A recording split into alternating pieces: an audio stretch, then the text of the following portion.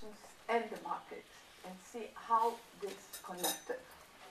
I think, in particular, because we can see that market alone cannot deal with imbalances.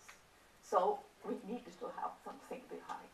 And this, I think, is very important. This was, in my view, one of the most important lessons we learned from the crisis. Another lesson we learned from the crisis is that, of course, we live in this globalized world. We have to have this global approach. We have to have a broader view. But on the other hand, I think maybe we should move a little bit the focus from the global and try to better understand and to look more closely to the local. And in particular, try to identify specificities, strengths, what are the opportunities, what are the challenges, because we are not talking about a recipe. There are models, there are things that can help us to understand what's going on, but we have to see what is our reality. When you think in terms of countries, when you think in terms of cities, when you think in terms of communities. So I think this is very important, and in particular to understand what are our economic and cultural differences, our technological differences. And I think this is a very start pointing to really putting a kind of a broader perspective in place. Then, of course, we went through the financial crisis. That was one of the most serious crises of the last 6 years after the Big Depression. And what was the big impact? The impact is that we had a global recession, and this has really undermined jobs, undermined growth, but in particular, social well-being, quality of life. So I think this is really what's at stake. Then in this picture, what is changing? It's changing because the world has changed. And we could see, for instance, before we have the big meetings of the G7 to really define the broader lines. And nowadays we have to bring the G20 because we see that we live in the interdependent world. And in particular, it's quite interesting to see that the whole process of economic recovery is being pushed by the emerging countries. Why? Because the growth is there, demand is growing there. So I think this is a very important shift in terms of the overall economic and political governance if we brought the concept of sustainability.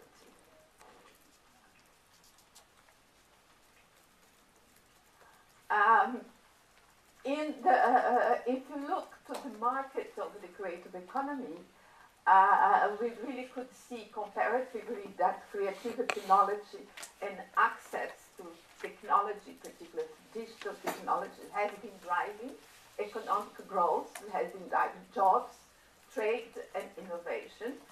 As I said, we have been looked a lot in terms of the trade of those products. It's in particular to follow trends. And we could see that in the second report, we confirm what we have been saying in the first report, but the growth rate of this sector was even higher. So we have an annual growth rate of 14% when we consider the period from 2000 to 2002. And when we mention that we have a trade of 592 billion, we know that's underestimated because there is a number of things that we cannot capture. So this is just a trend. But what is important to see is how this trend is evolving. And next month, we are going to release the data for 2010. So we'll see a slight decline in 2009, but in 2010, things are strong again. So what is important in this is that despite the economic downturn, demand for most creative products remain relatively stable. Yeah? And this somehow has been stimulating recovery. We can also see the whole impact of the virtual and the real world. And I think this is also important to see in terms of how this is really reshaping the way of life of our society, and also the impact of the digital revolution, the impact of social networks. So this is really to have an idea that the creative economy is really something that's taking an increasing role in terms of shaping policies, in terms of national strategies for growth and development in a number of countries. Just some quick reflections on digitization of the economy, because I think this has a very strong relationship with the entrepreneurship and how we link those things. But I think what is important, it's really, first of all, we know that more and more we have a growing number of creative products that are digitalized today.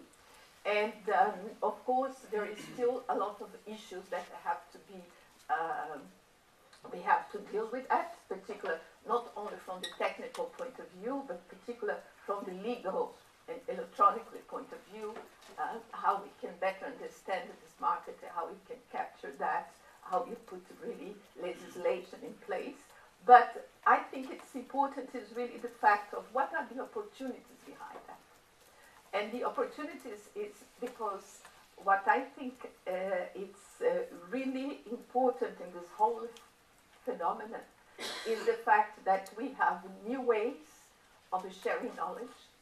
We have new ways that is really possibilitating and facilitating co-creation. And I think this is very stimulating for students.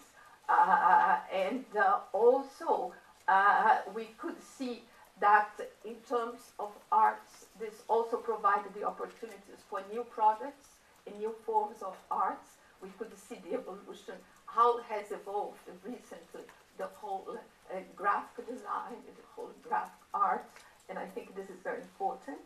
And the whole system of commercializing, distributing these products that has changed because there are new business models and there are new structures in the market. So I think this is also very important when you make this relationship with the sustainability. Yeah, the fact also that you don't need to be face to face to really move ahead.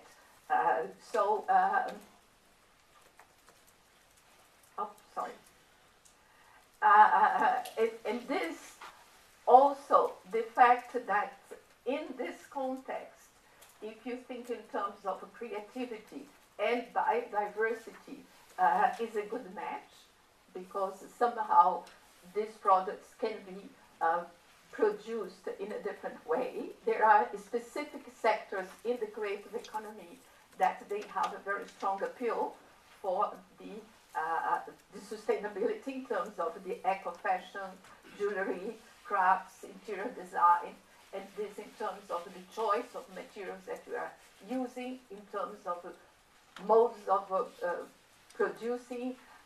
Also sectors that are very important, playing a very strong role, is the whole issue of architecture, how the architecture are dealing with smart technologies, with the more different designs that will be facilitating solar energy. So there is a lot of things behind. So they think also that through the creative economy, we could also look to some new technologies, try to shape new projects, how to find new ways of funding projects that will deal at the same time with the creative economy and also with the environmental contexts. Yeah, so we see the forests, not only the trees. And there is a big debate that will come up more strongly this year, is because behind the whole concept of sustainable development, we have 3 pillars.